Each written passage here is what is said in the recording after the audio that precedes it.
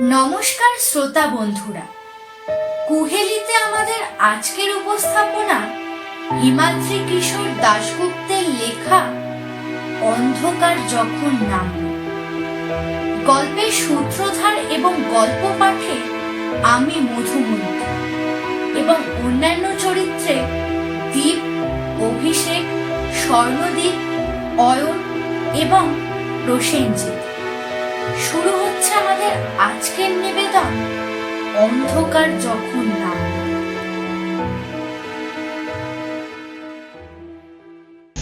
Pitch রাস্তার দুপাশে কোথাও দিগন্ত বিস্তৃত ফাঁকা জমি, কোথাও আবার বুনো গাছের জঙ্গল। অনেক দূরে দূরে কখনো কখনো গ্রামের প্রান্ত দেশের দু একটা বাড়িঘর দেখা যাচ্ছে। শীতের দুপুর হলেও রোদ বেশ কড়া। গাড়ির ভিতর বসে বেশ একটু গরমও অনুভূত হচ্ছে। গায়ের থেকে ইতিমধ্যে জ্যাকেট, সোয়েটার এসব খুলে ফেলেছে তারা। এমনও হতে পারে যে টানা 5 ঘন্টা গাড়িটার মধ্যে তীর্থের অ্যালসেশিয়ান কুকুরটা সমেত তারা 5 জন ঠেসাঠেসি করে বসে আছে বলেই তাদের গরমটা বেশি লাগছে। রৌনকদের এই পুরনো গাড়িটাতে আবার এয়ার কন্ডিশনিং ব্যবস্থা নেই। রৌনককে এতটা পথ গাড়িটা চালিয়ে আনতে হচ্ছে।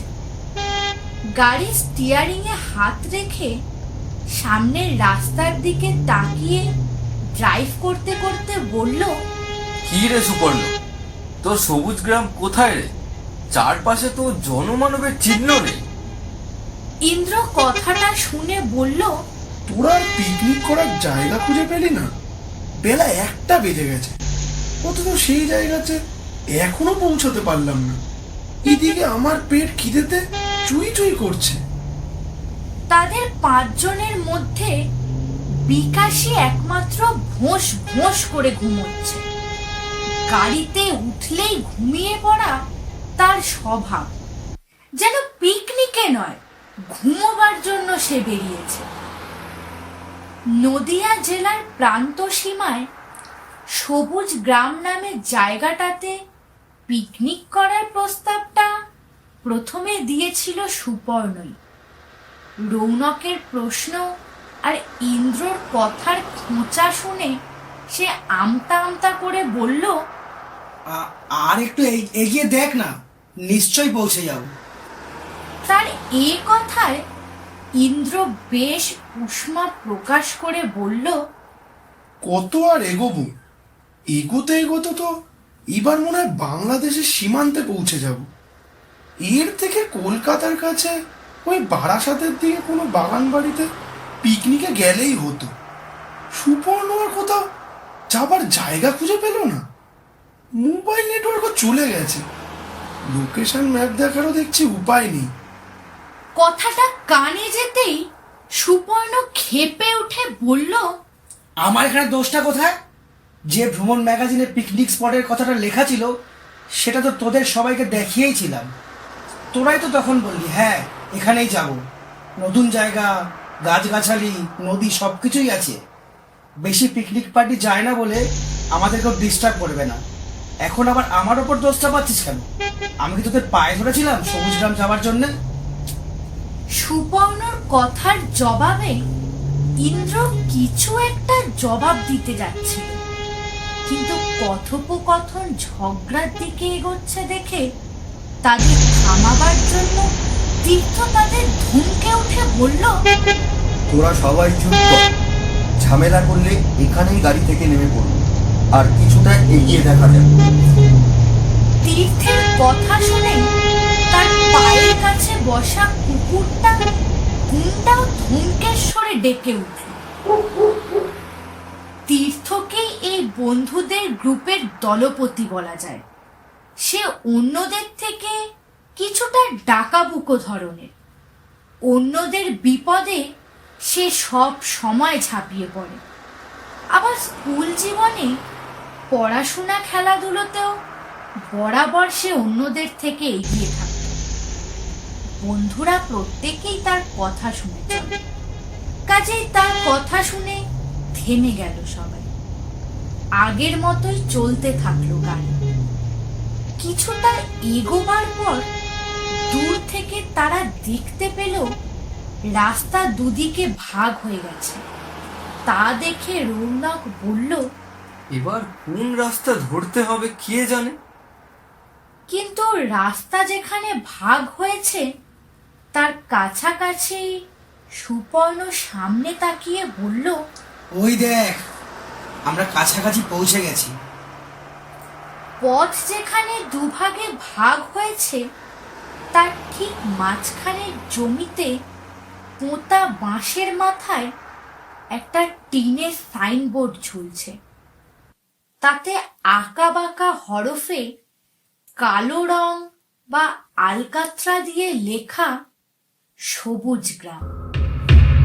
আর তার ঠিক নিচেই বাঁশের গায়ে পেরেক দিয়ে পোতা একটা কাঠের তীর সবুজ গ্রামের পথ নির্দেশ করছে।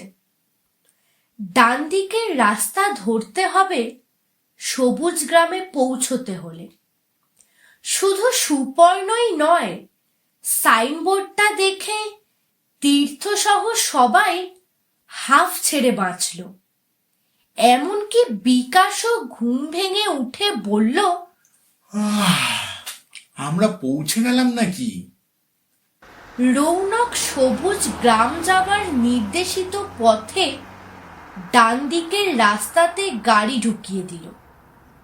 ক্লান্তি মুছে আবার নতুন উদ্যমে এগোতে থাকলো তারা।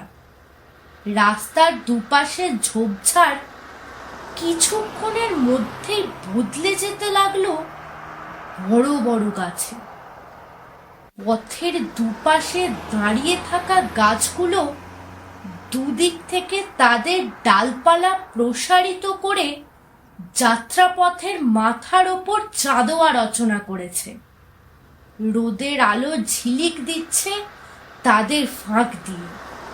এক সময় মাথার ওপরে সেই পাতা ডালপালার চাঁদোয়ার আস্তরণ যেন আরো ঘন হয়ে ছায়াময় হয়ে উঠল পথটা। এগিয়ে চলল তারা, কিন্তু বেশ অনেকটা পথ এগোবার পরও কোনো লোকালয়ের দেখা মিলল না।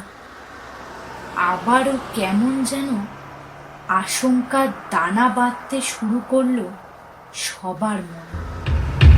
গাড়ি ড্রাইভ করতে করতে রৌনক বলল, এদিকেও তো পথ শেষ হচ্ছে না। ঠিক এই সময় তারা দেখতে পেল কিছুটা তফাতে রাস্তার পাশের জঙ্গলের ভিতর থেকে একজন লোক বেরিয়ে গাড়িটার উদ্দেশ্যে হাত তুলে দাঁড়ালো। রৌনক তার সামনে পৌঁছে ব্রেক কষে গাড়িটা দাঁড় করালো। গাড়ির সামনে এসে দাঁড়ালো লোকটা, মাঝবয়সী একজন লোক। তীর্থ ভালো করে তাকালো লোকটার দিকে। লোকটার একটা চোখ কানা, চোয়ালার মুখের গড়ন কেমন যেন ছুঁচলো ধরনের। নাকের নিচে ঝাঁটার কাঠির মতো কয়েকটা গোঁফ। খালি গা, খালি পা, পরনে শুধু একটা খাকি হাফ প্যান্ট। লোকটার রোমশ বুকে হাতে ঝুড়ো মাটি ধুলো লেগে আছে। তাকে দেখলেই মনে হয় স্থানীয় গ্রামীণ মানুষ। তীর্থ লোকটার উদ্দেশ্যে বলল, আমরা পিকনিক করতে যাচ্ছি সবুজ গ্রামে। সেই জায়গা আর কত দূর? গাড়ি থামালে কেন? হলদেটে দাঁত বের করে হাসল লোকটা। তারপর বলল, আপনারা ভুল পথে এসেছেন বাবু। ও জায়গা এখান থেকে 20 মাইল পিছনে। রাস্তা যেখানে দুভাগে ভাগ হয়েছে সেখান থেকে বাম দিকের পথ। আপনারা ভুল পথে এসেছেন বুঝতে পেরে গাড়ি থামালাম। কথাটা শুনে তীর্থ বিস্মিতভাবে বলে উঠল, কিন্তু সেখানে কাঠের তীর চিহ্ন দিয়ে এই পথটাই তো দেখানো ছিল। তীর্থের কথায় লোকটা বলল, অমন হয় মাঝে মাঝে, বাতাসের তীরটা অন্যদিকে ঘুরে যায়। লোকটার কথা শুনে আটকে উঠল সবাই। ভুল পথে চলে এসেছে তারা। বেলা তো প্রায় 2টো বাজতে চলেছে। গাড়ি ঘুরে কখনই বা তারা সে পথে পৌঁছবে? তারপর রান্না বান্না করে কখনই বা খাবে? নাকি চড়ুই ভাতে না করে কলকাতার পথে রওনা হতে হবে তাদের? গাড়ির পিছনের অংশে হাঁড়ি, কড়াই, বাজার ইত্যাদি মালপত্র রাখা আছে। সেগুলো দেখতে পেয়ে আর সম্ভবত তীর্থদের মনের অবস্থা বুঝতে পেরে লোকটা এরপর তাদের উদ্দেশ্যে বলল, বাবুরা ইচ্ছে করলে এখানে চুরি ভাতি করতে পারেন। গাছগুলোর আড়ালে বেশ সুন্দর ফাঁকা জায়গা আছে। লোকটার কথা শুনে ইন্দ্র অন্যদের উদ্দেশ্যে বলল, কথাটা কিন্তু মন্দ নয়। আর কোথাও গিয়ে কাজ নেই, বরং এখানেই নেমে পড়ি।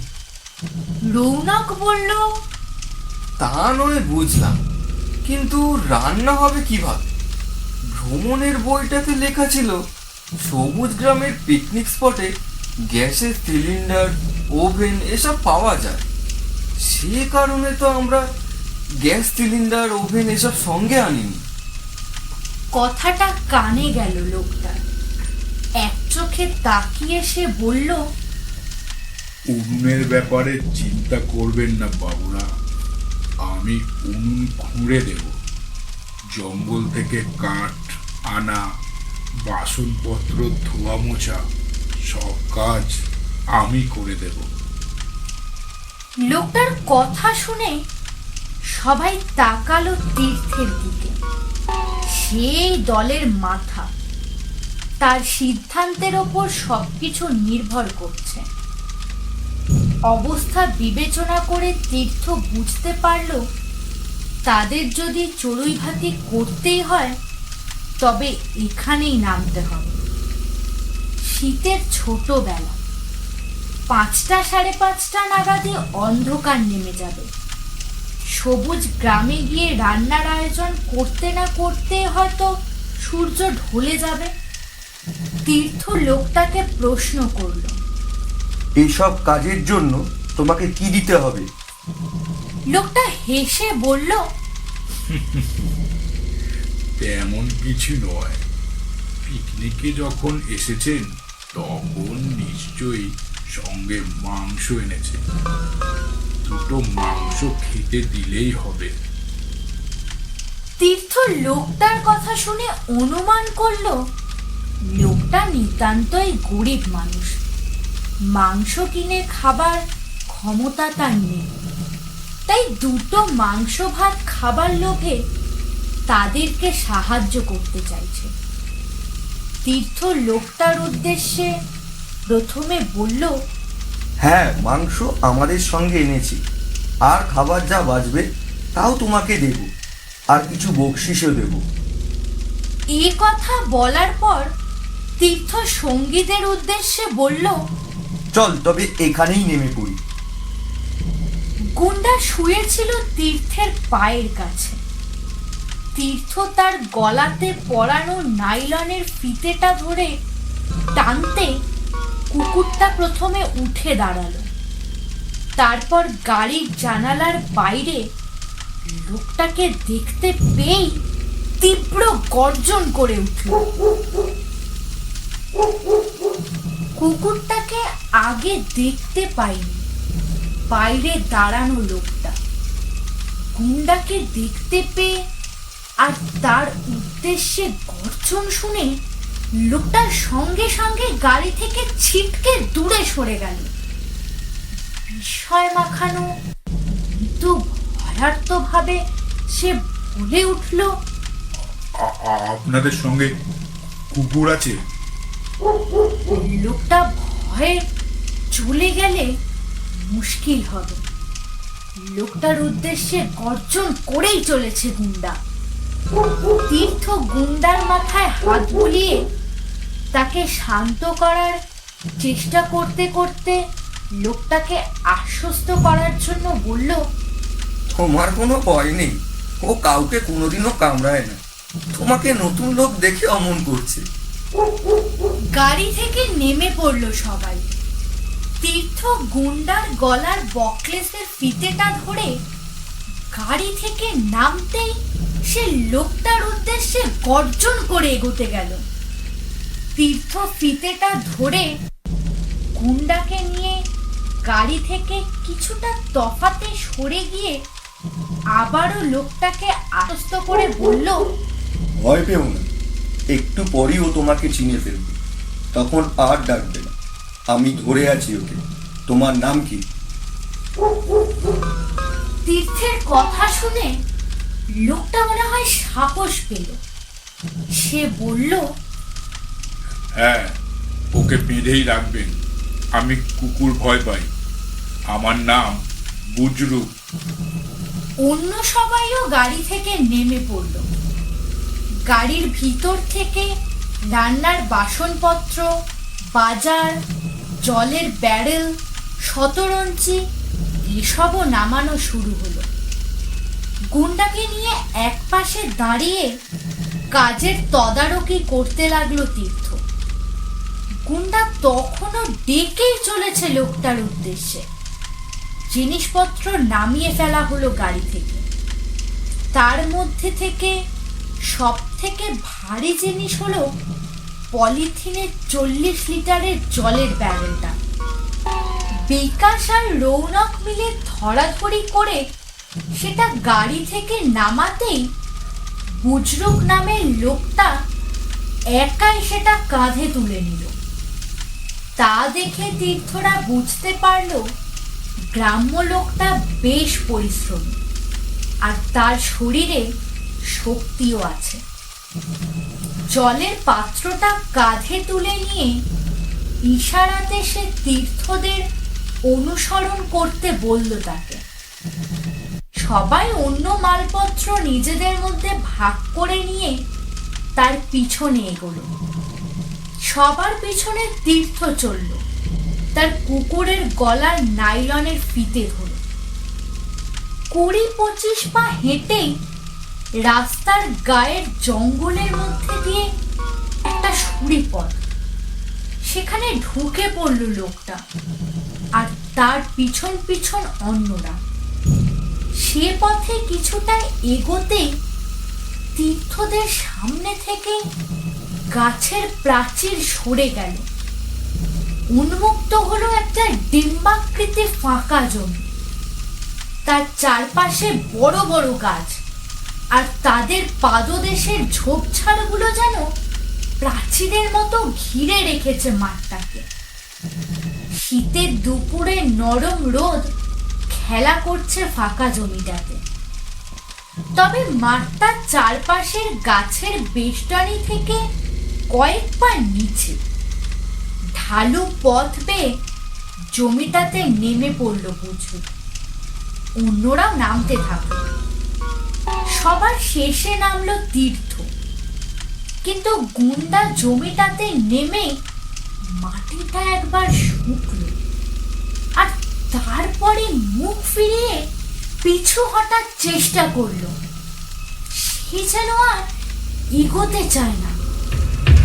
তীর্থ তার বকলেসের ফিতে ধরে সামনে টানার চেষ্টা করতে লাগলো। তাই দেখে থমকে দাঁড়িয়ে পড়লো অন্যরা। বুজরুকও পিছন ফিরে তাকালো তীর্থের দিকে। তীর্থের মনে হলো তাকে আর গুন্ডাকে দেখে এবার ভয় নয়, কেমন যেন অদ্ভুত হাসি ফুটে উঠল বুজরুকের কাঁটার মতো গোফের নিচে ছুঁচলো ঠোঁটে। তীর্থের উদ্দেশ্যে সে বলল, কুকুরটাকে বরং আপনি গাড়িতেই রেখে আসুন। কুকুরটা বাঘের মতো দেখতে হলেও মনে হয় ও ভীতু, অচেনা জায়গাতে আসতে ভয় পাচ্ছে। বুজরুকের কথা শুনে সুপর্ণ ইন্দ্র হেসে ফেলল। বুজরুকের কথায় আর বন্ধুদের হাসি দেখে আতে ঘা লাগলো বৃদ্ধে। বন্ধু মহলে তার বেশ গর্ববোধ আছে গুন্ডা নামের তার এই বিরাট সারমেয়টিকে নিয়ে।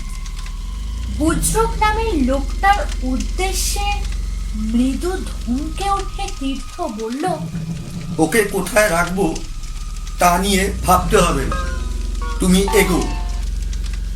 ধমক শুনে লোকটা আবার সামনের দিকে হাঁটতে শুরু করলো। অন্যরা এগোল আর তীর্থ তার কুকুরটাকে টেনে হিঁচড়ে নিয়ে চলল মাঠের ভিতর দিকে। তীর্থ খেয়াল করলো মাঠের মধ্যে বেশ কয়েকটা জায়গাতে ছোট বড় উনুনের গর্ত আছে। বুজরুকের পিছন পিছন সবাই গিয়ে উপস্থিত হলো জমিটার বিপরীত দিকে জঙ্গলের গায়ে একটা বড় গাছের সামনে। জলের পাত্রটা সে মাটিতে নামিয়ে রেখে বলল, এখানে আপনাদের কোনো অসুবিধা হবে না, দাঁড়ান, আমি আগে কাঠ নিয়ে আসি, তারপর চট করে উনুন বানিয়ে দেব। বুজরুক যে জায়গাতে এনে তাদের দাঁড় করালো তার কাছাকাছিও মাটির মধ্যে বেশ কয়েকটা ছোট বড় গর্ত আছে। দু একটা গর্তের সামনে পোড়া কাঠও আছে। তা দেখে রৌনক লোকটাকে প্রশ্ন করলো, এত উনুনের গর্ত কেন?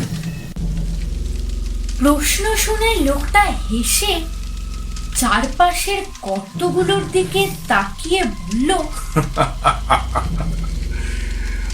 আপনাদের মতো ভুল করে অনেকে অনেক সময় এখানে চলে এসে এখানেই চুড়ুই ভাতি করে, তাদেরই উনুনের গর্ত আমি খুঁড়ে দিয়েছি। আপনাদের জন্য নতুন গর্ত খুঁড়ে নেব, নতুন গর্তে ভালো আগুন জ্বলবে।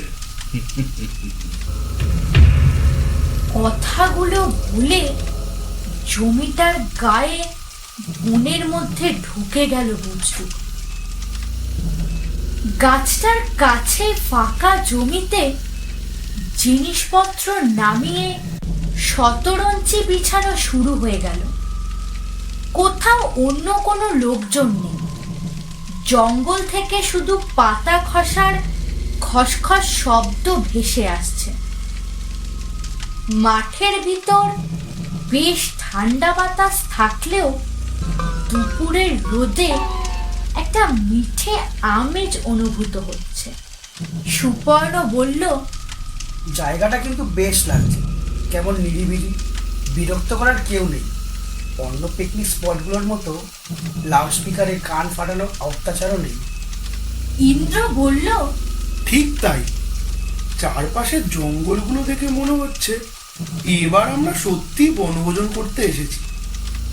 তীর্থ তাদের কথা শুনে হাসল। কিছু সময় আগে চলন্ত গাড়িতে এদের দুজনের মধ্যেই ঝগড়া বাঁধার উপক্রম হচ্ছিল। মিনিট 15 মধ্যেই শুকনো কাঠ ডালপালার বিরাট বোঝা নিয়ে বেরিয়ে এলো বুজরুক। যেখানে শতরঞ্চি বিছানো হয়েছে তার কিছুটা তফাতে মাঠের মধ্যে কাঠগুলো নামিয়ে রেখে একটা ছুঁচালো কাঠের টুকরো নিয়ে লোকটা গর্ত করার কাজ শুরু করতে যেতেই গুন্ডা তার উদ্দেশ্যে আবার ভয়ঙ্কর চিৎকার শুরু করলো। তীর্থ তার গলার ফিতে খুলে দিলেই যেন সে লাফিয়ে পড়বে লোকটার ওপর। বুজরুক একবার তাকালো গুন্ডার দিকে, তারপর মাটি খোঁড়ায় মন দিল। প্রথমে ছুচলো কাঠের টুকরোর কয়েক ঘা দিয়ে কিছুটা মাটি উঠিয়ে নিল সে। তারপর কাঠটা ফেলে দিয়ে দু হাত দিয়ে মাটি সরাতে লাগলো সে। তার মাটি খোঁড়ার ভঙ্গি দেখে তীর্থর মনে হলো যেভাবে কুকুর বিড়াল জাতীয় প্রাণীরা মাটি খোঁড়ে ঠিক সেভাবেই যেন দু হাতে মাটি খুঁড়ে চলেছে লোকটা। বুজরুকের গর্ত খোঁড়া দেখতে দেখতে আরো একটা জিনিস এবার খেয়াল করলো তীর্থ। লোকটার হাতে মুখগুলো বেশ বড় বড়, সেজন্যই ওভাবে গর্ত খুঁড়তে পারছে সে। যতক্ষণ বুজরুক গর্ত খুঁড়ল ততক্ষণ ডেকেই চলল গুন্ডা। তারপর সে কেমন যেন অদ্ভুত নিশ্চুপ হয়ে গেল। গর্ত খুঁড়ে কাঠ দিয়ে উনুন সাজিয়ে ফেলল বুজরুক। বিকাশ এরপর উনুনটা ধরিয়ে ফেলল। হাতে বেশি সময় নেই, তাই শুধু মাংস ভাত রান্না হবে বলেই ঠিক হলো। চাল ধুয়ে প্রথমে ডেকচিতে ভাত বসানো হলো, তারপর শতরঞ্জিতে তাস নিয়ে আড্ডা দিতে বসলো সবাই। তীর্থ এগিয়ে গেল শতরঞ্জির দিকে, কিন্তু গুন্ডা কিছুতেই বসতে চাইল না শতরঞ্জিতে। বারবার উঠে দাঁড়িয়ে সে তাকাতে লাগলো চারদিকে। অগত্যা কিছুটা বাধ্য হয়ে তীর্থ তাকে নিয়ে গিয়ে কাছে একটা সরু গাছের গুড়ির সঙ্গে বেঁধে এলো। তারপর অন্যদের পাশে বসল।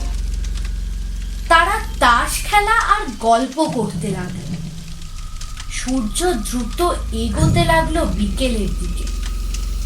গল্প করতে করতে কখন যে ভাত ফুটে গেছে তা খেয়ালই ছিল না তীর্থদের। বুজরুকের কথাতে সংবিত ফিরল তাদের। বাবু, চাল রান্না হয়ে গেছে। তীর্থ দেখল ঘড়িতে কখন যেন 4টে বেজে গেছে। সে আর সুপর্ণ তাড়াতাড়ি উঠে পড়ে ভাতের ডেকচিটা নামিয়ে নিল। এরপর উনুনে ডেকচি বসিয়ে সুপর্ণ যখন তাতে পাঁঠার মাংসগুলো ছাড়তে যাবে ঠিক সেই সময় বুজরুক বলে উঠল,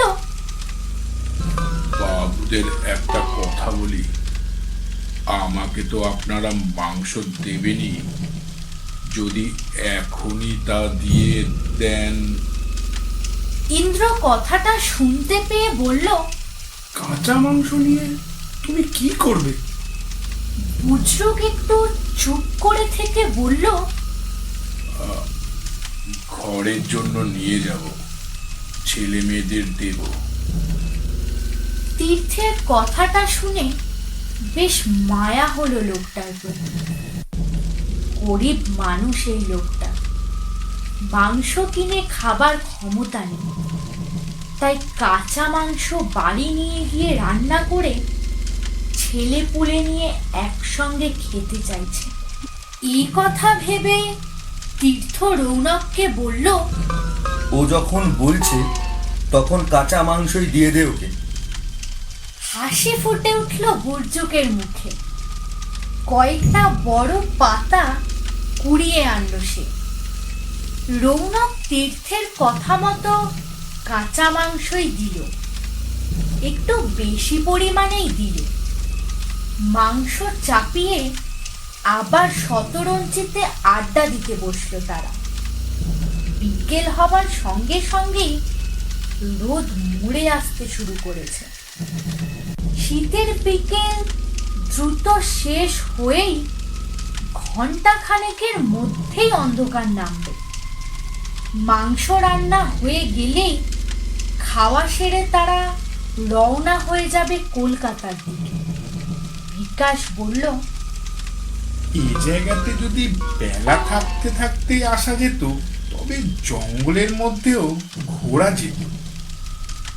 নিজেদের মধ্যে নানা ধরনের গল্প, হাসি মশকরা চলতে লাগলো। এক সময় ধীরে ধীরে মাংসের গন্ধ ছড়াতে শুরু করলো। তখন মাংস রান্না প্রায় হয়ে এসেছে।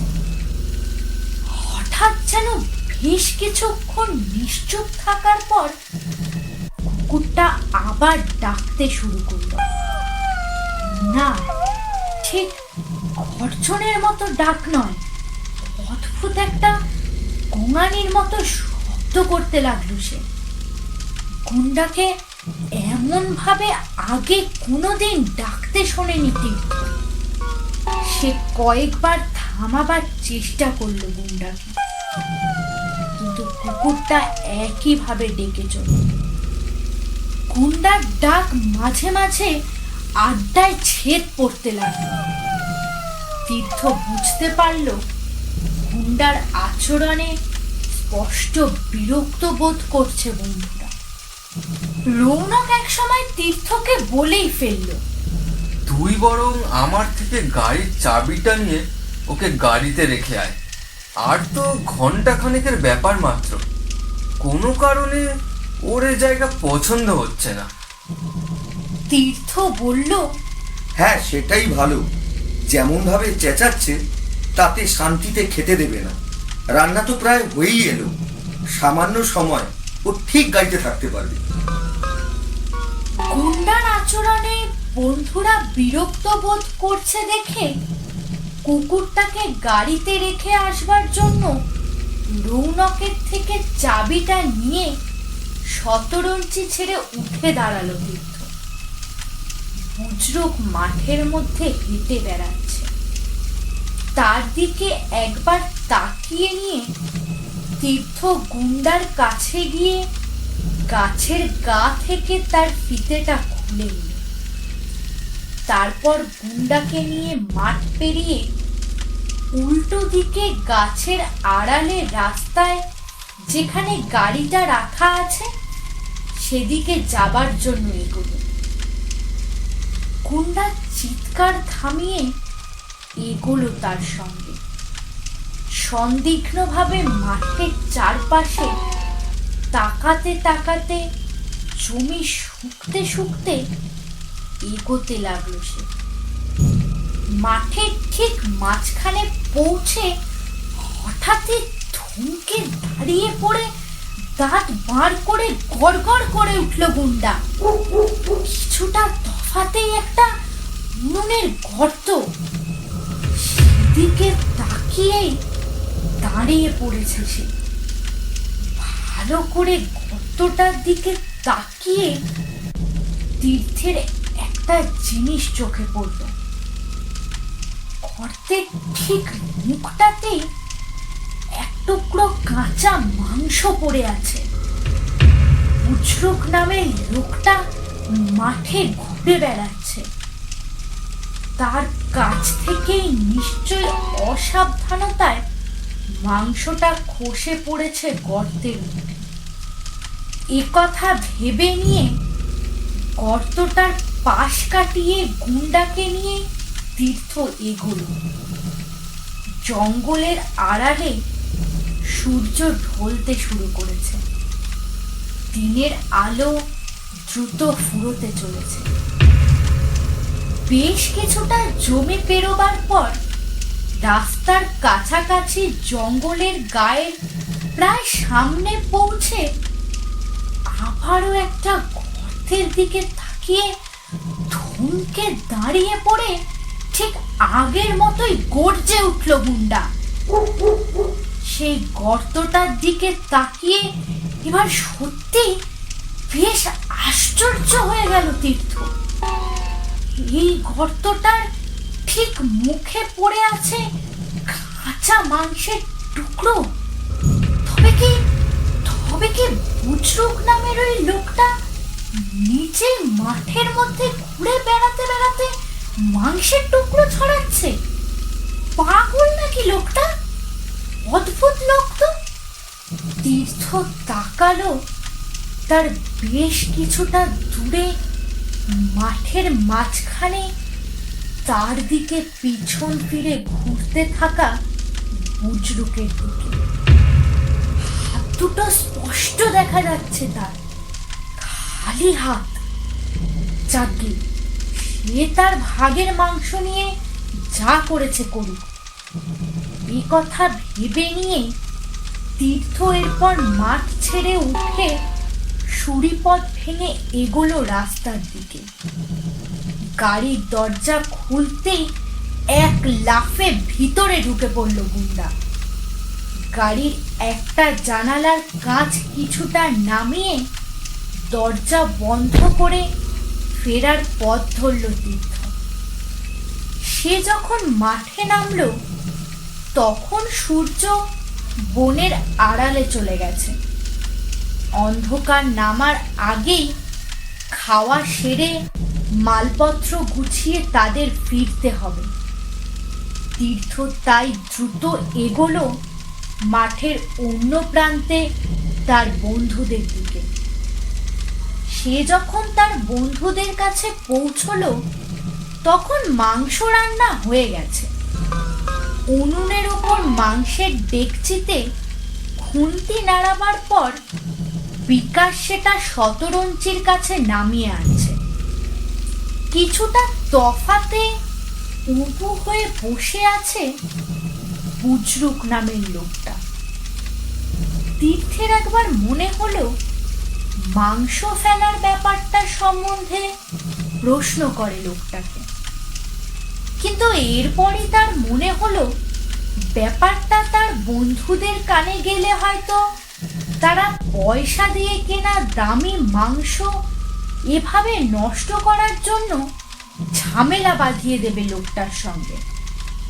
বাসনপত্র মাজিয়ে নিতে হবে লোকটাকে দিয়ে।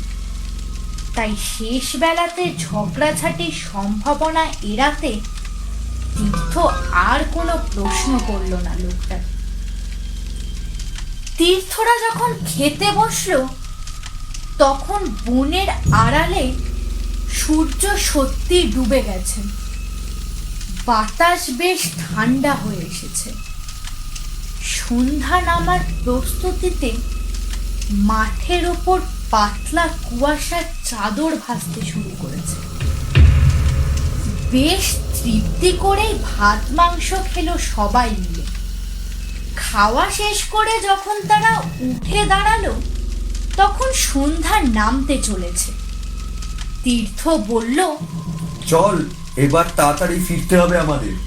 বুজরুকও এবার উঠে দাঁড়িয়েছে। সে তাদের বলল, বাবুরা, মুখ হাত ধুয়ে একটু বিশ্রাম নেই।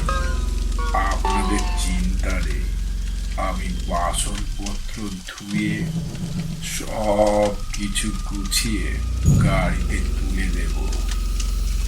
খাবার পর হাত মুখ ধুয়ে তীর্থ ছাড়া অন্যরা শতরঞ্চিতে বসে পড়ল। ইন্দ্র ঢেকুর তুলে বলল, যা ভরপেট খেলাম তাতে সত্যি একটু বসে নেওয়া দরকার। রৌনক বলল, আমারও একই অবস্থা, 10 মিনিট না বসলে চলবে না। তাকে সমর্থন করে বিকাশ বলল, হ্যাঁ, আমারও ঘুম ঘুম ভাব আসছে। সবাই শরীর এলিয়ে বসল তীর্থ ছাড়া। তাকে এবার শেষ কাজটুকুর তদারকি করতে হবে। বুজরুক নামের লোকটা এরপর তার কথা মতোই জিনিসপত্র গোছানো, বাসন ধোয়ার কাজ শুরু করলো। কিন্তু তার দিকে তাকিয়ে তীর্থের মনে হতে লাগলো যেন অতি ধীরে হাত পা নাড়িয়ে কাজ করছে লোকটা। এদিকে দ্রুত অন্ধকার নেমে আসছে। সূর্য ডুবে গেছে বেশ কিছু সময় আগে। জঙ্গলের ভিতরের অংশ ইতিমধ্যেই ডুবে যেতে শুরু করেছে গাঢ় অন্ধকারের আড়ালে। তীর্থ তাকালো তার বন্ধুদের দিকে। ভরপেট মাংস ভাত খেয়ে কেমন একটা ঝিমুনি এসেছে তাদের মধ্যে। মুজরুক নামের লোকটার প্রতি তাদের কোনো খেয়ালই নেই। বাসনপত্রগুলো যেন লোকটা মেঝেই চলেছে। তীর্থ তার উদ্দেশ্যে বলল, তাড়াতাড়ি করো, আমাদের ফিরতে হবে। এত ধীরে কাজ করলে হয়? দুটো হাঁড়ি দেখছি মাজতে আর কত সময় লাগবে? লোকটা বলল, এই তো বাবু, এখনই হলো বলে। বুজরুক মুখে কথাটা বলল ঠিকই, কিন্তু তীর্থের মনে হলো আগের থেকেও যেন স্লথ হয়ে এসেছে লোকটার হাত। বাসনগুলোর গায়ে অতি ধীরে হাত বোলাতে বোলাতে চারপাশে তাকিয়ে বুজরুক নামের লোকটা যেন কোনো কিছুর জন্য প্রতীক্ষা করছে। জঙ্গলের অন্ধকার এবার মাঠের ভিতরও প্রবেশ করতে শুরু করেছে। না, আর দেরি করা চলে না। এই সামান্য কটা বাসন মাজতে কি এত সময় লাগে? এক সময় তীর্থ বাধ্য হয়ে লোকটার উদ্দেশ্যে বলল, থাক, যথেষ্ট হয়েছে, আর কাজ করতে হবে। কথাটা শুনে বুজরুক উঠে দাঁড়িয়ে হেসে বলল,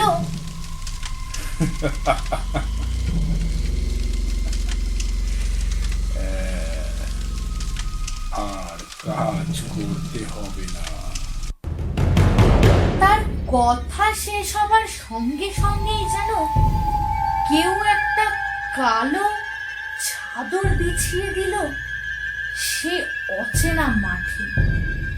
আর এর পর মুহূর্তে চারদিক থেকে একটা বিভৎস শব্দ উঠল, সম্মিলিত শিয়ালের ডাক। কেমন যেন অতি প্রাকৃত রক্ত জল করা বিভৎস সেই শব্দ। আচম্বিতে সেই শব্দ শুনে তীর্থের সঙ্গীদের তন্দ্রাচ্ছন্ন শিথিল ভাবটা সামান্য হলেও কেটে গেল। উঠে দাঁড়ালো তারা। আর এরপরই তীর্থ দেখতে পেল বিন্দু বিন্দু আলো যেন মাটির ভিতর থেকে উঠে দাঁড়িয়ে তাদের দিকে এগিয়ে আসছে। ক্রমশ উজ্জ্বল হয়ে উঠছে সেই আলোক বিন্দুগুলো। তারা যখন একদম কাছে এগিয়ে এলো, তখন তীর্থরা বুঝতে পারলো জোড়া জোড়া আলোক বিন্দুগুলো আসলে শিয়ালের চোখ। তাদের শরীরের দুর্গন্ধে বাতাস ভারী হয়ে উঠেছে। অন্ধকারের মধ্যে তীর্থের বন্ধুদের মধ্যে কে যেন বলে উঠল, ওই প্রাণীগুলো এইভাবে এগিয়ে আসছে কেন? প্রত্যুত্তরে যেন একটা হাসি শোনা গেল কাছ থেকে।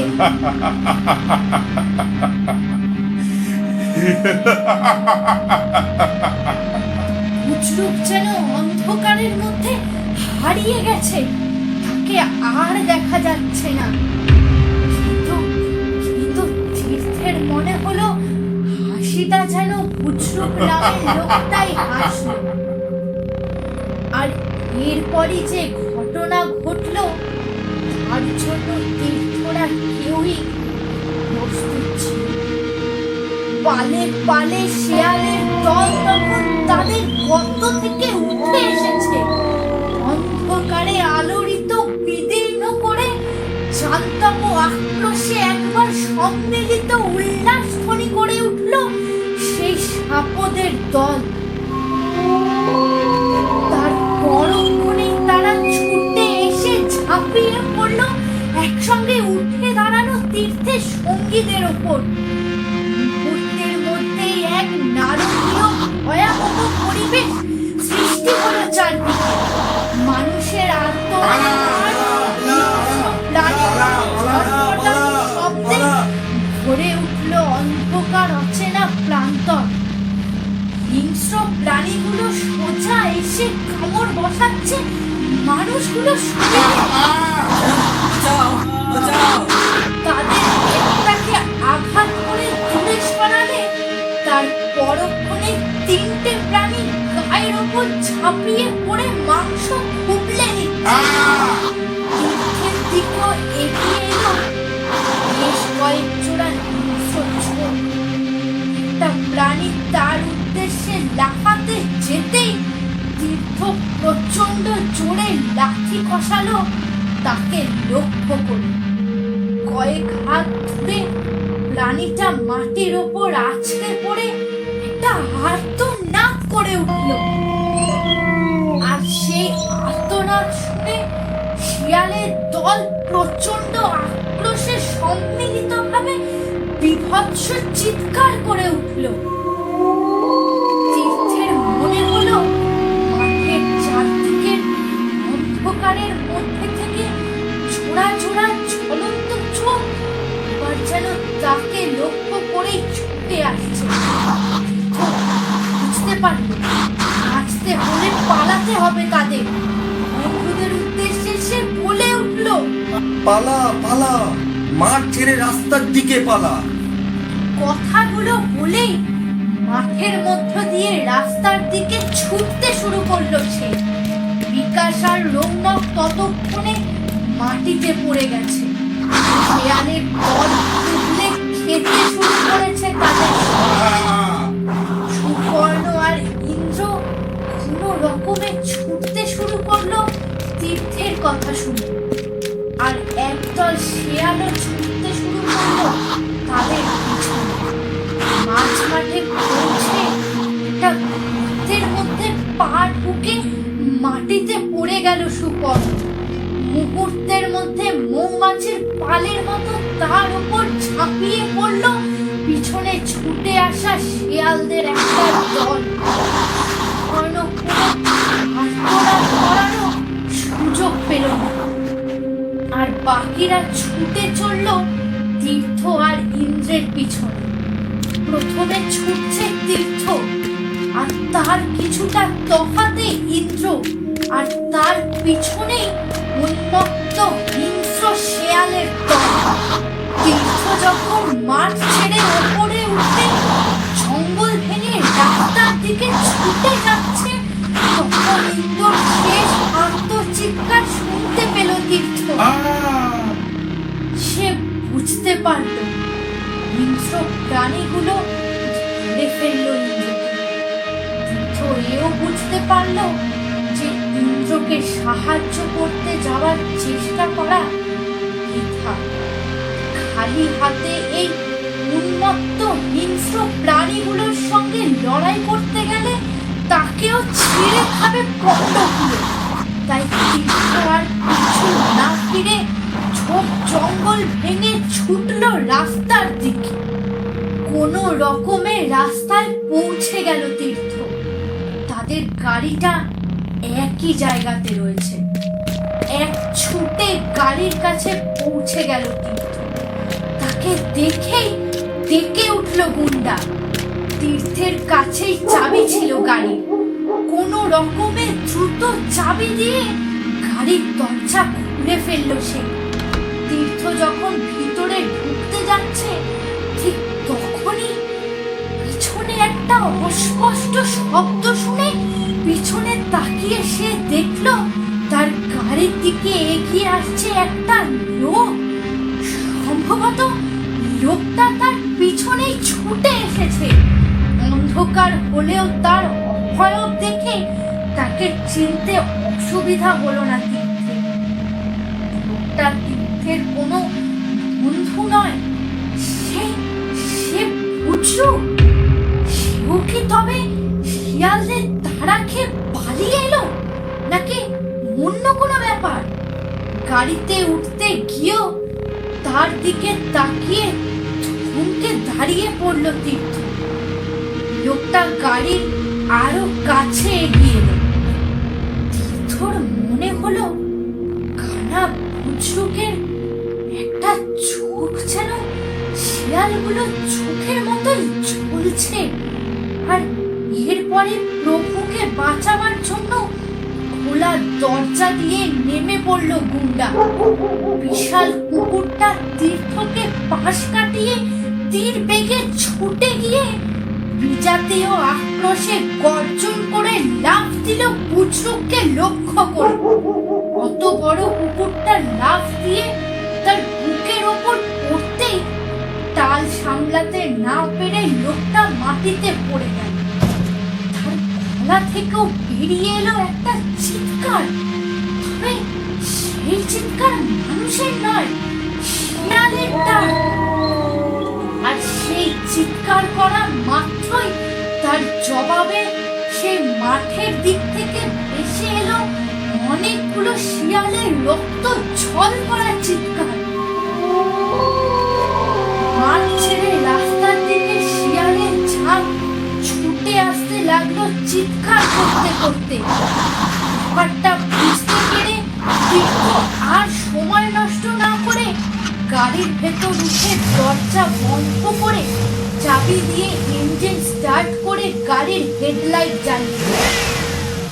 আর সেই আলোতে তীর্থ গাড়ির ভেতর থেকে দেখলো প্রবল বিক্রমে লড়ে চলেছে গুন্ডা। তবে যার সঙ্গে সে মরণপণ লড়াইতে অবতীর্ণ হয়েছে সে কোনো মানুষ নয়, বিরাট বড় একটা শিয়াল। তারা দুজনে আছড়ে কামড়ে পরস্পরকে ছিঁড়ে টুকরো টুকরো করার চেষ্টা করছে। আর এরপরই সেখানে এসে হাজির হয়ে গেল সেই শিয়ালের দল। জোড়া জোড়া হিংস্র জ্বলন্ত চোখ। তাদের একদল ঝাঁপিয়ে পড়লো নড়তে থাকা কুকুরটার ওপর, আর একদল চারপাশ থেকে ঝাঁপিয়ে পড়তে লাগলো গাড়ির ওপর। কাঁচ ভেঙে তীর্থকে বাইরে টেনে নামিয়ে ছিঁড়ে ফেলার জন্য। তাদের শরীরের আঘাতে থর করে কেঁপে উঠতে লাগলো গাড়িটা। কয়েকটা শেয়াল লাফিয়ে উঠলো গাড়ির বনেটে। তাদের হিংস্র দাঁত আর তীর্থের শরীরের মধ্যে শুধু একটা কাঁচের চাদরের ব্যবধান। গাড়িটাকে গিয়ারে দিয়ে শক্ত হাতে স্টিয়ারিং ধরে অ্যাক্সিলেটারে চাপ দিল তীর্থ। প্রাণীগুলো ছিটকে পড়লো গাড়ির ওপর থেকে। তীর্থ সামনের রাস্তা ধরে তীর বেগে ছুটিয়ে দিল তার গাড়ি। সেই মাঠে ঢুকে রইল তার চারজন বন্ধু, রৌনক, ইন্দ্র, বিকাশ, সুপর্ণ আর সেই হিংস্র শিয়ালের দল। পরদিন তীর্থ যখন আবার সেই মাঠের কাছের রাস্তাটায় উপস্থিত হলো, তখন সূর্য মাথার ওপরে অনেকটাই উঠে গেছে। গত রাতে রাস্তা ধরে এগিয়ে শেষ পর্যন্ত একটা গ্রামে পৌঁছে গেছিল তীর্থ। রাতে আর এই জায়গাতে ফিরে আসার মতো পরিস্থিতি ছিল না তীর্থের। আতঙ্ক কাটিয়ে একটু সুস্থ হতেই অনেক সময় লেগে গেছিল তার। সকাল হতেই একদল গ্রামবাসী প্রথমে তাকে থানায় নিয়ে গেছিল। সেখান থেকে পুলিশের গাড়ি নিয়ে এ জায়গায় আসতে আসতে বেলা প্রায় 10টা হয়ে গেছে। গ্রামবাসীদের নিয়ে তীর্থের গাড়ি আর পুলিশের গাড়িটা এসে ঠিক সেই জায়গাতে দাঁড়ালো, যে জায়গাতে গতকাল ছিল তীর্থদের গাড়িটা। তীর্থ সমেত সবাই গাড়ি থেকে নেমে প্রথমেই দেখতে পেল রাস্তার একপাশে ছিন্ন ভিন্ন হয়ে পড়ে আছে গুন্ডার মৃতদেহ। শিয়ালের দল ছিঁড়ে টুকরো টুকরো করেছে গুন্ডাকে। গ্রামবাসী বা পুলিশের কাছে তীর্থ সব কথা বললেও পাছে তারা তাকে পাগল ভাবে, সেজন্য সেই ভয়ঙ্কর কথাটা বলেনি তীর্থ। সে তাদের বলেনি যে সে তার চোখের সামনে বুজরুক নামের সেই কানা লোকটাকে শেয়ালে পরিণত হতে দেখেছে। তীর্থ শুধু তাদের বলেছে সে যখন গাড়িতে উঠে পালাচ্ছিল তখন তার কুকুরটা লড়াই করছিল একটা বিরাট শিয়ালের সঙ্গে। গুন্ডার অন্তিম পরিণতি দেখার পর একজন পুলিশ অফিসারের নেতৃত্বে পুলিশ কর্মী আর গ্রামবাসীদের সঙ্গে তীর্থ মন শক্ত করে সেই মাঠের দিকে এগোলো আরো আরো ভয়াবহ কোনো দৃশ্য প্রত্যক্ষ করার জন্য। জঙ্গলের বেড়া ভেঙে তারা মাঠের সামনে এসে দাঁড়ালো। না, কোথাও কোনো অন্ধকার নেই, নেই আর্তনাদ বা শেয়ালদের সেই বীভৎস চিৎকার। আলো ঝলমল করছে মাঠটাতে। সবাই মিলে মাঠে নেমে পড়ল। কিছুটা তফাতে তফাতে জেগে আছে সেই গর্তগুলো। গতকাল সেই গর্তগুলো ভালো করে খেয়াল করেনি তীর্থরা। ভালো করে গর্তগুলো খেয়াল করলেই তারা দেখতে পেত গর্তের ভিতর থেকে সুড়ঙ্গ চলে গেছে মাটির গভীরে। একটা গর্তের দিকে তাকিয়ে তীর্থ ভয়ার্তভাবে বলল, এই গর্তগুলোর ভিতর থেকে উঠে এসেছিল এই প্রাণীগুলো। আমরা এই গর্তগুলোকে উনুনের গর্ত ভেবে ভুল করেছিলাম। একমাত্র আমার কুকুরটা ধরতে পেরেছিল, আর আমরা তার আচরণে আমল দিইনি। তীর্থের কথা শুনে পুলিশ অফিসার বললেন, গর্তগুলোর মুখগুলো কিন্তু উনুনের গর্তের মতোই, যেন মানুষের হাতেই খোঁড়া। পুলিশ অফিসারের কথা শুনে একজন বৃদ্ধ গ্রামবাসী বলল, গর্তগুলো মানুষের হাতেই খোঁড়া। এই বাবু যে কানা বজরুকের কথা বলছে, সেই এই গর্তগুলো খুঁড়েছিল উনুন করবার জন্য। শীতকালে অনেক সময় নিরিবিলি জায়গাতে চুরি ভাটি করার জন্য এখানেও আসতো শহরের মানুষরা। সবুজ গ্রামের পিকনিকের জায়গা তখনও তৈরি হয়নি। বুজরুক তাদের জন্য মাঠে উনুনের গর্ত খুঁড়ে দিত। সেই গর্তগুলোর মধ্যেই সুড়ঙ্গ তৈরি করে বাসা বানিয়েছিল শিয়ালের দল। কিন্তু বুজরুক যে এখনো বেঁচে আছে, এই বাবুর মুখে তার কথা না শুনলে আমরা জানতামই না। মাঠের অপর প্রান্তে যেখানে তীর্থরা শতরঞ্চি বিছিয়ে পিকনিক করেছিল, সেদিকে এগোতে এগোতে পুলিশ অফিসার লোকটার কথা শুনে প্রশ্ন করলেন, লোকটা যে বেঁচে আছে তা জানতেন না কেন? চলতে চলতে সেই গ্রামবাসী বলল, এই জায়গাতে একটা ঘটনা ঘটেছিল বেশ কয়েক বছর আগে। শুধু শীতের সময় এখানে লোকজন পিকনিক করতে আসতো। বুজরুক তাদের জন্য প্রত্যেকবার নতুন উনুনের গর্ত খুঁড়ে দিত, কারণ শীত শেষ হলেই গর্তের মধ্যে বাসা বাঁধত শিয়ালের দল। বুজরুক ব্যাপারটা জানত। সেবার শহর থেকে একটা বাস ভর্তি করে এখানে পিকনিক করতে এসেছিল একদল উচ্ছৃঙ্খল যুবক। বুজরুক তাদের জন্য উনুনের গর্ত খুঁড়েছিল, কিন্তু কিভাবে যেন সেই ছেলে ছোকরার দল বুঝতে পেরেছিল যে মাঠের অনেক গর্তের মধ্যে শিয়াল থাকে। শিয়াল এমনিতে ভীতু প্রাণী।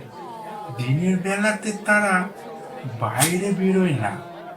গর্তে শিয়াল আছে বুঝতে পেরে নিষ্ঠুর মজা করার জন্য সেই অসভ্য লোকগুলো গরম জল ঢালতে থাকলো গর্তগুলোর ভিতর। আতঙ্কিত নিরীহ প্রাণীগুলো পুড়ে যাওয়ার অবস্থাতে গর্ত থেকে বাইরে বেরিয়ে ছোটাছুটি করতে লাগলো। আর তা দেখে আমোদ পেতে লাগলো নিষ্ঠুর লোকগুলো। তারপর বনভোজন করে ফিরে গেছিল তারা। এ কথা বলার পর লোকটা বলল, ওই ঘটনার পর থেকে কালা বুজরুকের আর কেউ কোনোদিন দেখেননি। সে সময় একটা খবর রটেছিল, বুজরুক বারবার নিষেধ করার সত্ত্বেও যখন সেই শয়তান মানুষগুলো জল ঢালা থামালো না, তখন নাকি বুজরুক অসহায় নিরীহ প্রাণীগুলোর ওপর লোকগুলোর অত্যাচার আর সহ্য করতে না পেরে একটা লোক শিয়ালের গর্তে গরম জল ঢালতে যেতেই সেই গরম জল লোকটার গায়ে ঢেলে দিয়েছিল। আর তারপরই নাকি লোকগুলো বুজরুককে পিটিয়ে মাঠের কোথাও পুঁতে দিয়েছিল তার দেহ। গল্পটা শুনে পুলিশ অফিসার বললেন, কিন্তু এই ভদ্রলোকের কথায় যখন জানাই যাচ্ছে যে বুজরুক বেঁচে আছে, তখন তাকে খুঁজে বার করা দরকার। তার থেকে জানতে হবে কেন এমন ঘটলো। তীর্থরা পৌঁছে গেল সেই নির্দিষ্ট জায়গাতে। শতরঞ্চিটা আগের মতোই একই জায়গায় মাটির ওপর বিছানো আছে। জিনিসপত্রগুলো ছড়িয়ে ছিটিয়ে পড়ে আছে। কিছুটা তফাতে বুজরুকের খোড়া তীর্থদের উনুনের গর্তটাও আছে, কিন্তু তীর্থের সঙ্গীদের কোনো চিহ্ন নেই। অফিসার বললেন, শিয়ালের দল লোকগুলোকে খেয়ে ফেলেছে নাকি? চারপাশে ঘুরে দেখো যদি তাদের কোনো চিহ্ন মেলে, আর দেখো ওই বুজরুক কোথাও লুকিয়ে আছে কিনা। তীর্থ আর পুলিশ অফিসার দাঁড়িয়ে রইলেন শতরঞ্চির কাছে, আর অন্য পুলিশ কর্মী আর গ্রামবাসীরা তল্লাশি শুরু করলো মাঠ আর তার পাশের জঙ্গলে। বেশ অনেকক্ষণ ধরে খোঁজ করার পর পুলিশ কর্মী আর গ্রামবাসীরা আবার তীর্থদের কাছে ফিরে এলো। না, মাঠ বা জঙ্গল কোথাও তীর্থদের সঙ্গীদের বা বুজরুকের চিহ্ন মেলেনি। অফিসার বললেন, তবে এখানে থেকে আর কোনো লাভ নেই। চলুন থানায় ফিরে যা ব্যবস্থা নেওয়ার নিতে হবে। অগত্যা ফেরার জন্য পা বাড়াতে যাচ্ছিল সময়। ঠিক সেই সময় একটা অস্পষ্ট শব্দ ভেসে এলো শতরঞ্চিটার কাছ থেকে। শব্দটা শুনে একজন পুলিশ কর্মী শতরঞ্চিটা মাটি থেকে উঠিয়ে ফেলতেই এক অদ্ভুত দৃশ্য চোখে পড়ল তীর্থ সহ সকলের। সদ্য খোঁড়া বেশ বড় একটা গর্তে গুটিসুটি মেরে একসঙ্গে শুয়ে আছে 4টে পূর্ণবয়স্ক শিয়াল। তাদেরই নড়াচড়ার শব্দ কানে গেছিল তীর্থদের। সূর্যের আলো গর্তের মধ্যে পড়তেই চোখ বন্ধ করে ফেলল প্রাণী। তাদের মধ্যে কোনো হিংস্রতা নেই, বরং এতগুলো মানুষের কণ্ঠস্বর শুনে কাঁপতে লাগলো ভীরু প্রাণীগুলো। বেশ অসহায় দেখতে লাগছে তাদের। কিছুক্ষণ তাদের দেখার পর গর্তটার উপর আবার শতরঞ্চি ঢেকে দেওয়া হলো। সে জায়গা ছেড়ে তীর্থদের উনুনের গর্তটার পাশ দিয়ে হেঁটে ফেরার পথ ধরল সবাই। তীর্থরা যদি সে উনুনের গর্তটা ভালো করে খেয়াল করত, তবে বুঝতে পারত সেই গর্তটাও সুড়ঙ্গের আকার নিয়েছে। তার গভীর অন্ধকারে যেখানে সূর্যের আলো প্রবেশ করছে না, সেখানে শুয়ে তীর্থদের কথাবার্তা শুনছিল একটা কানা শেয়াল। মনে মনে সে বলছিল,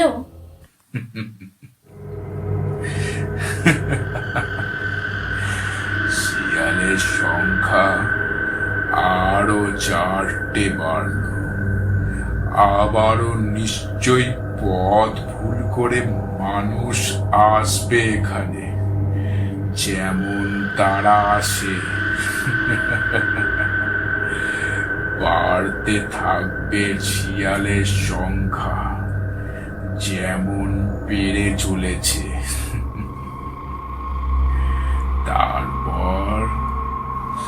তারপর একদিন আমরা দিনের আলোতেই গর্ত ছেড়ে বেরিয়ে ঝাঁপিয়ে পড়ব মানুষদের ওপর, টুকরো টুকরো করে ছিঁড়ে ফেলব নিষ্ঠুর পৃথিবীর নিষ্ঠুর মানুষগুলোকে।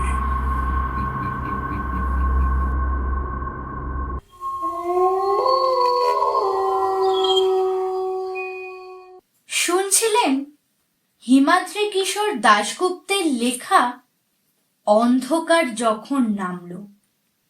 আমাদের প্রয়াস ভালো লাগলে লাইক, কমেন্ট, শেয়ার এবং সাবস্ক্রাইব করার অনুরোধ রইল। দেখা হচ্ছে আগামী শুক্রবার ঠিক রাত 8টায় নতুন গল্পের সাথে। ধন্যবাদ, ভালো থাকবেন।